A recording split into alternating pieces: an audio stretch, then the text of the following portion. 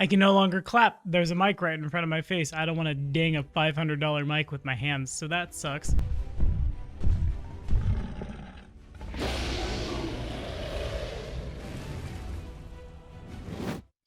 What's going on, guys? My name is Tommy. Welcome back to the channel. Time for another episode of Min-Maxing for Fun and Profit in Pathfinder 2nd Edition. Today, Catchy Tune. A pretty cool looking feat, if I'm honest. Something I've wanted to brew around basically since it came out. And today, that's what we're doing. Remember, if you're liking what you're seeing, to like, subscribe, and ding the bell. Stay caught up on all your stuff. Remember, Patreon gets you a Google Sheet where this build is all statted up for your catchy tuning pleasure. But for now, let's dive in. Okay, so Catchy Tune, of course, for one action, attempt a performance check against the will DCs of all enemies in a 30-foot emanation. Critical success, it's a minus 10-foot status penalty to speed, and flat-footed for a round. Success, minus 5-foot status penalty to speed for a round. Failure, nothing. Crit fail, you essentially don't get to use that for the rest of the encounter. This is really cool looking. Not only can speed debuffs help you control a battlefield in the 3-action economy, things with bad will DCs for one action getting flat-footed mean your crits get off faster, mean the party's crits get off faster. This is really, really cool. And there's nothing saying you can only do it once per round. You can spam this until you fumble, essentially. And it goes against every enemy. It's this really big, almost too powerful feeling for 2nd edition kind of burst. Well, emanation, not burst. You get what I mean. So, today we will be playing not a sprite. We're going to go the adopted route. And I guess thank whatever god is watching they didn't lock Catchy Tune to the Griggs, so I don't have to explain to you how your human that we're playing can rub their legs together and make music. Ultimately, as I often make this choice when I am optimizing these days, human getting multi-talented for a free dedication down the line is really cool, and the bonus class feat at level 1 doesn't hurt either. And I bounced back and forth a lot as to what the shell would be, how we are going to be debuffing the most effectively. What I landed on was the champion, particularly the Redeemer. Champion gets proficiency with bigger armor, shields, things like that, which I think is really important because, as I'm sure I'm going to say a million times in the course of this video, you are going to be standing on the battlefield making a lot of noise, ergo things are probably going to try to kick your ass. In particular, things that are a little less intelligent and just see stimuli that isn't directly hurting them. You literally also want things to look at you. So being able to take care of yourself in that process just seems real useful. Liberator was almost the choice. Swashbuckler as main class was almost the choice. There's a lot of like move around tech that's really cool here. Ultimately, I decided to grab Redeemer for the level 1 class feat, Weight of Guilt. When you fire off Glimpse of Redemption, instead of just protecting someone out or enfeebling them, causing someone to become stupefied too until the end of its next turn ultimately makes the action you're spamming at them a little easier to stick. This assumes there will be someone in the party who wants to stand at least within 15 feet of you, but I think that's a reasonable ask. Anyway, for your background, something with Constitution and Charisma, get that DC high, but also take care of yourself so you don't die. Stats are super wonky on this one. We're pretty darn mad. A strength of 12, dex of 14, con of 14, int of 10, whiz of 12, shot of 16. The champion shell feels a little weird for this, but we do want to have some of the stuff we can get from, well, really the Swashbuckler dedication early, so we need a little bit of deck. Anyway, class feats, here we go again. Weight of Guilt at level 1. Pretty critical to what we're trying to do, and since we can get a bonus class feat as a human, we will also at level 1 grab Ever Stand Stance, one of my most favoritist feats in this game. Increase the weapon damage dice of the boss or spikes by 1 step. More importantly, increase its hardness by 2 when using the shield block reaction. We'll want to choose our shield as our divine ally as well. If they're attacking us instead of something that we're gonna Weight of Guilt, we again just want to make sure we stay alive. The shield is the ring of protection of this game. Said it before, I'll say it again, it's just so damn good. The Swashbuckler dedication comes on at level 2. Battle Dancer will be our style, and it will allow us to, next time we get a class feat, grab Focused Fascination. It requires fascinating performance, a very darn good skill feat in and of itself. When you do that in a combat encounter, you need only a success, not a crit, to fascinate your target, but only if you target one thing. And of course, fascinating performance, a skill feat we're picking up as soon as we can, probably from a background TBH. When you perform, compare your result to the will DC, which we're knocking down with stupefaction, of one observer. If you succeed, the target is fascinated by you for a round. The target, of course, becomes temporarily immune for an hour, but this feeds right into what we're trying to do, because a fascinated creature takes a -2 status penalty to perception and skill checks, and cannot use actions with the concentrate trait unless they or their intended consequences are related to, well, you. This condition ends if a creature uses hostile actions against you or any of your allies, but this buys time for the rogue. This means some spells that require concentration will need to turn your way, which is kind of what you're trying to do. And out of combat, of course, will provide the distraction necessary for lots of parties to be able to do the nefarious things that they want to. At level 6, and this is one of my favorite things about the champion, given that I imagine you will be retraining this to suit, take the oath of your choice, whether you're fighting undead, dragons, aberrations, bad folks in general. This just continues to pad out everything your class wants to do. And again, when you end the dragon arc of your campaign, it seems reasonable and easy enough to, well, take a little bit of time to turn this into something else that might fit you better, or, well, take hold of the campaign and crusade against all dragonkind. I digress. Quick block gives you an extra reaction, which you can use to only get that shield up. Very useful when you're weight of guilting. You know, when they decide, well, okay, I can't attack your friend, you're singing a lot, I'm gonna kick your ass.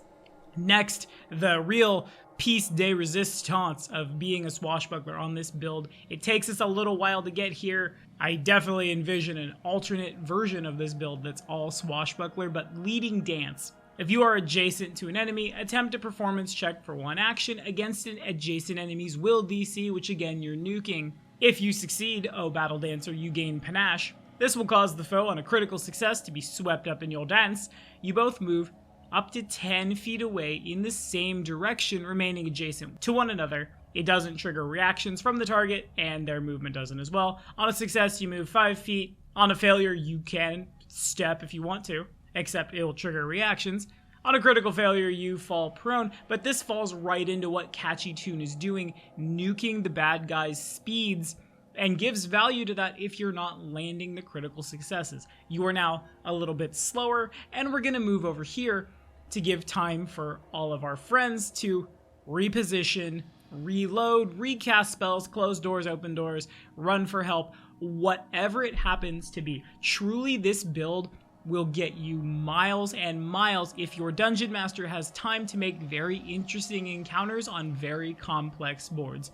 In small dungeon hallways, sure, probably not quite so much, but big, open, crazy encounter areas, it's real cool. Especially if you're playing either some slower ancestries in full plate that just can't quite cover the distance, or like mounted PCs, elves, things with speeds of 30 feet or so. You just skirmish them to death. Next is Lasting Doubt. After being Stupefied 2, they become Stupefied 1 for a minute, or until the flat check from Stupefied causes them to lose a spell, whichever comes first, just to make that debuff stick longer, right?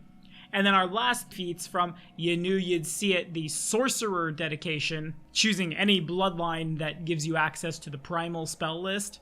Basic casting, expert casting, master casting, and bloodline breadth for lots and lots of spells. We actually do have some skill feats to talk about today on top of Virtuistic Performer, which is pretty straightforward really. A +1 on a particular style of performance that eventually takes up to a +2. Eventually we want to grab Evangelize. You'll need to follow a deity or philosophy and be a master in diplomacy to take this. Notice we didn't really choose a deity here. You're locked somewhere with like must allow redeemers, but I'm really truly for the purpose of this feat alone, I have left it intentionally open. You will know better than I what will work for this, because for one action, you point out a detail that incontrovertibly supports your faith, causing a listener's mind to whirl. Attempt a diplomacy check and compare the result to the will DC of a single target that can hear you and understand your language. At the GM's discretion, a target that genuinely changes its perspective to support your faith is also otherwise unaffected, and that's why you gotta be a little choosy, right? Like if you're deep in Sarenrae country, it's gonna be hard to cause people's minds to oopsie. On a critical success, they are stupefied 2 for a round. On a success, target is stupefied 1 for a round, and failure unaffected. It's unfortunate you can't stack up into like stupefied 4, but again, it just lets you throw that debuff around farther. For our ancestry feats, and the reason ultimately that I chose the primal spell list, even though it will take arcane tattoos, choosing Conjuration for the ability to cast Tanglefoot. Now eventually we'll get access to this cantrip and maybe train this out into something else, but Tanglefoot's penalty to speed is a circumstance penalty. Catchy Tunes is a status, meaning that these in fact can stack. Make a spell attack roll. On a critical success, the target gets immobilized and takes a -10 circumstance penalty to speeds for a round, can try to escape if they want. On a success, still a -10 circumstance penalty to speeds for a round. This eventually heightens up to a minute and means we can just nuke the speeds of slower opponents. If we are assuming that most things have a speed of 25, 2 successes makes a -15 foot status penalty to speed, which grinds things down hard, which is the crux of the build. Catchy Tune, of course, next, literally as soon as we qualify, then Multi-Talented for our Sorcerer Dedication, then Face Skin. Here's hoping they don't bring Cold Iron to the fight. That said, taking that and Toughness, given that again, folks are probably coming for you, seems at least very logical. Then Zealous Conviction for that sweet buff at the end of the day. For our general feats, Adopted Ancestry out the gate for sprites. Is this a Fey Foundling? This is essentially a Fey Foundling. Then Incredible Initiative, Toughness, Die Hard, Canny, Acumen. For our spells, I came really close, literally as I'm recording this at the 11th hour, to change our spell tradition to like Arcane or Occult, because not a lot of things target will saves within the primal list. So if you want to play with this, you might be able to find something really cool, but with that in mind, entangle on top of everything else we're doing to make a 20-foot radius burst, assuming there's plants there. There's probably plants there. Make sure there's plants there. Bring potted plants. Strap ficus trees to the fighter. Difficult terrain and a debuff, right? No one is going anywhere anytime soon. And, of course, a reflex save for another circumstance penalty to speed. Can negate the necessity to throw around more Tanglefoots, can sometimes immobilize. Mostly, we just want the squares to cost double when they already have the debuff. Casting this in such a way as to make sure you have the ability to move around and control the battlefield, especially given that Fly is on the primal list as well. Theoretically, you flying above the tangly plants, grabbing things, hellaciously effective. Entangle's big brother at spell level 6, Tangling Creepers, a 40-foot burst out 500 feet for 3 actions. Why this is on Osiris's deity list, I'm not as sure about. I mean, something about the Field of Reeds, I'm sure. Anyway, dense twitching creepers sprout from every surface and fill any bodies of water in the area. Any creature moving on land or climbing or swimming takes that -10 circumstance to speed. Once per round, the vines can lash out with a reach of 15 feet, pulling targets back, making them immobilized. This also doesn't have the rider of we need plants to function, which keeps folks locked up. Black Tentacles looked really good as well. Unfortunately, we didn't choose the right spell list for this, but I think you should be able to do just fine slowing people the hell down. The primal spell list is great also in the sense that there's a lot of pain and agony you can throw around. Fireball, lightning bolt, searing light to nuke people who are too slow to catch up, and your hastes, your slows, your heals, things like that. Staple tech in case someone in the party doesn't have it and you're struggling to find something to do after you've locked up the board. But even if that's just casting heal on yourself for 1 action to stay standing as everything is slogging towards you, who is also presumably caught in the tangling vines and things, to stay standing while your party's rogues, archers in general, casters just blast away at them, should be really, really good tech. I don't have an optimized party for 2 yet, but if I did, this is big ol' Punisher territory. You get stuck, you get debuffed, you potentially get flat-footed, which makes Crit City happen more, and you should be self-sufficient enough to stay standing throughout. But that's all the time I have for today. What do y'all think? Have we rolled up something like this? What has your 2nd edition experience been like? Throw it down in the comments. I'm gonna do a 1E video next week. I might have received a request in my Discord for a Dominion of the Black Oracle, and I'm kind of leaning that direction, TBH. So with that, thank you all so much. We'll see you next time.